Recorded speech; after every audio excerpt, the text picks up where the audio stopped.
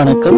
மனநல ஆலோசனைக்கும் மற்றும் மனநல ஆரோக்கியத்திற்கான நிகழ்ச்சி உங்களுக்கு நடத்துவதற்கும் நீங்கள் எங்களை நேரடியாக தொடர்பு கொள்ளலாம்.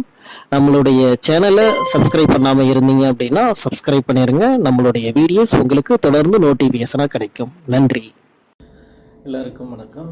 இன்னைக்கு நம்ம பார்க்க போகிற டாபிக் ஏமாற்றத்தின் கவலையிலிருந்து எப்படி மாறுறது அப்படிங்கிறது தான் இன்னைக்கு நம்ம பார்க்க போகிறோம். ஏமாற்றன்றது பார்த்தீங்க அப்படின்னா எல்லா விதத்துலேயும் ஒவ்வொருத்தவங்களுக்கு ஒவ்வொரு விதமான ஏமாற்றங்களில் சந்திச்சுக்கிட்டு தான் இருக்கிறாங்க. அதில் சில குறிப்பிட்டு நம்ம சொல்லணும் அப்படின்னா சில உறவுகள் மூலியமாக ஒரு ஏமாற்றத்தை சந்திக்கிறது, பணத்தின் மூலியமாக ஏமாற்றத்தை சந்திக்கிறது, ஒருத்தவங்களை நம்பி அது மாதிரி போய் அவங்க ஏமாத்துறது, இது மாதிரி ஏமாற்றம்னு எடுத்துக்கிட்டோம் அப்படின்னா நிறைய இருக்குது. அதை ஒரு ஏமாற்றம் அப்படின்னு நீங்கள் வச்சுக்கோங்க. இப்போ இந்த ஏமாற்றம் நடந்தோன்னே என்னாகும் அப்படின்னு நல்ல ஏமாந்தவங்களுக்கு நல்லாவே அனுபவங்கள் இருக்கும். ஏமாந்தோன்னே என்னாகும் அப்படின்னா, நான் இப்படி தப்பு பண்ணிட்டேனே, இப்படி அவங்க ஏமாற்றிட்டாங்களே, இப்படி நம்பி போனேனே, ஏமாற்றிட்டோமே, அவங்க ஏமாற்றிட்டாங்களே, இது மாதிரி நம்ம என்ன பண்ணுவோம், தன்னுடைய மனசை வருத்திக்கிட்டே இருப்போம். அந்த நேரத்தில் மனம் என்னாகும் அப்படின்னா ஒரு விதமாக ஸ்தம்பிச்சு போன மாதிரி நிற்கும். அதாவது ஒரு அதிர்ச்சியான மாதிரி, வேறு சிந்தனைகளே இல்லாமல் அந்த ஏமாற்றத்தை மட்டும்தான் அந்த மனம் ஃபுல்லாக சிந்திச்சுக்கிட்டே இருக்கும். யார் ஏமாத்தினாங்களோ அந்த நபர், அல்லது எந்த சூழ்நிலை ஏமாந்துச்சோ அந்த சூழ்நிலை, நான் அதில் விழுந்தது, இதை மட்டும்தான் நான் சிந்திச்சுக்கிட்டே இருப்பேன். அந்த நேரத்தில் வேறு எந்த சிந்தனையுமே இருக்காது. ரொம்ப கவலையாக இருப்பேன். சரியாக யார்கிட்டையும் பேச முடியாது, சரியாக சாப்பிட முடியாது, ஒரு ஃப்ரீயாக இருக்க முடியாது, வேறு இடத்துல கவனம் என்னால் செலுத்தவும் முடியாது. இந்த மாதிரி நான் இருந்துக்கிட்டே இருப்பேன். ஸோ இது அடுத்து என்ன பண்ணுறது அப்படின்னா நல்லா புரிஞ்சுக்கங்க.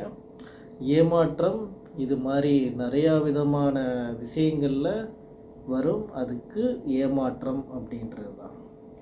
இதுலேருந்து அந்த கவலையிலேருந்து மாறுறதுக்கு நீங்கள் சிந்திக்க வேண்டியது என்ன அப்படின்னா, நான் அதில் எந்த இடத்துல என்னுடைய மனசை நான் விட்டுட்டேன். அதாவது நான் எந்த இடத்துல அந்த அறிவை நான் செலுத்த முடியலை. அதாவது ஒரு ஏமாற்றம்னு ஒன்று வருது அப்படின்னா அந்த இடத்துல எனக்கு அதோடைய நாலேஜ் இல்லாதனால நான் அந்த இடத்துல என்ன ஆகிறேன், ஏமாறுறேன். அது என் மேலே தவறா இல்லை அவங்க அதை பயன்படுத்திக்கிட்டாங்களா அப்படின்னு நம்ம அதுக்குள்ளே போகாமல், நான் எந்த இடத்துல அவங்க என்னையை பயன்படுத்துகிற அளவுக்கு நான் எந்த இடத்துல விட்டுட்டேன் அப்படிங்கிறத நான் முதல்ல என்ன பண்ணணும், ரியலைஸ் பண்ணி பார்க்க வேண்டும். ரியலைஸ் பண்ணி பார்த்து எந்த இடத்துல என்னையை ஏமாத்துனாங்க அல்லது நான் ஏமாந்தேன் அப்படிங்கிறத நான் ரியலைஸ் பண்ணி நான் பார்த்து, நான் அதுக்குரிய அனுபவத்தை நான் எடுத்து அந்த ப்ராப்ளத்தை சொல்யூஷன் கொண்டு வர வேண்டும்.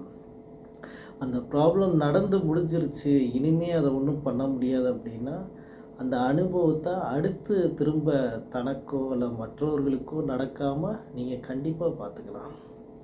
இல்லை அந்த ப்ராப்ளம் பாதியில் இருக்குது அப்படின்னாலும் நீங்கள் அந்த அனுபவத்தோட சாரத்தை நீங்கள் கண்டுபிடிச்சிட்டிங்க அப்படின்னா அந்த ப்ராப்ளத்துக்கு நீங்கள் சொல்யூஷன் கண்டிப்பாக கொண்டு வந்துடலாம். அப்படி நீங்கள் கொண்டு வர முடியலைன்னாலும் ஒரு நல்ல ஒரு கவுன்சிலிங் பண்ணுறவங்கள்ட்டையோ அல்லது இந்த பிரச்சனைகளுக்கு முடிவு உங்களுக்கு கிடைக்கக்கூடிய இடத்துலையோ நீங்கள் சொல்லி நீங்கள் என்ன பண்ணலாம், நீங்கள் அதை ஆலோசித்து முடிவு பண்ணலாம். நீங்கள் ஆலோசித்து முடிவு பண்ணுறதுக்கும் பார்த்தீங்க அப்படின்னா உங்களுக்கு அந்த பிரச்சனையோட பங்கு நீங்கள் சொல்ல தெரியணும்.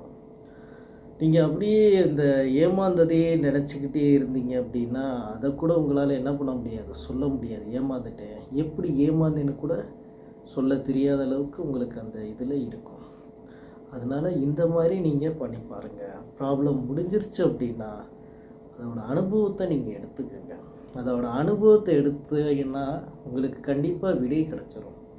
இந்த பங்குனால தான் எனக்கு இதாயிருச்சு அப்படின்னு அந்த அறிவை நீங்கள் வேறு ஒரு விஷயத்துக்கு கண்டிப்பாக நீங்கள் பயன்படுத்த முடியும். அது ஃப்யூச்சர்லேயும் பார்த்தீங்க அப்படின்னா கண்டிப்பாக ஒரு காலத்தில் உங்களுக்கு ரொம்ப உதவியாக இருக்கும். அன்னைக்கு பணத்தாலேயோ அல்லது இந்த உறவுகள் போனதுனாலேயோ நீங்கள் என்ன பண்ண முடியாது, அதை பெருசாக நினச்சி வருத்தப்பட முடியாது. நீங்கள் அதை ஒரு டேக் இட் ஈஸியாக அப்போ நீங்கள் எடுத்துக்குவீங்க. இந்த உறவு தானே போச்சு அதனால் என்ன, இந்த பணம் தானே போச்சு அதனால் என்ன அப்படின்னு ஆயிடுவீங்க. நன்றாக தெரிஞ்சுக்கங்க, பணமும் சரி உறவுகளும் சரி எதுவுமே நிரந்தரம் கிடையாது. இன்றைக்கி பணம் இருக்கும், நாளைக்கு இருக்காது, அதுவும் நிரந்தரம் இல்லை. உறவுகள் எல்லாமே ஒரு ஜேர்னி மாதிரி தான். அவங்கவுங்க ஸ்டாப் வரும்பொழுது அவங்கவுங்க இறங்கி போயிடுவாங்க. உங்களுடைய பயணத்தை உறவுகளை வச்சோ பணத்தின் மேலே வச்சோ வேறு எதுவும் இந்த ஏமாற்றத்தின் மூலியமாக வரக்கூடிய எந்தவித சூழ்நிலையும் வச்சு உங்கள் பயணத்தை வைக்காதீங்க. உங்களுக்கு பிடித்த மாதிரி ஒரு பயணத்தை நீங்கள் சூஸ் பண்ணியிருப்பீங்க. அந்த பயணத்தை நோக்கி மட்டும் பயணிங்க. வேறு இதை வச்சு நீங்கள் என்ன பண்ண வேணாம், நீங்கள் ஜேர்னி பண்ண வேணாம். தேங்க்யூ.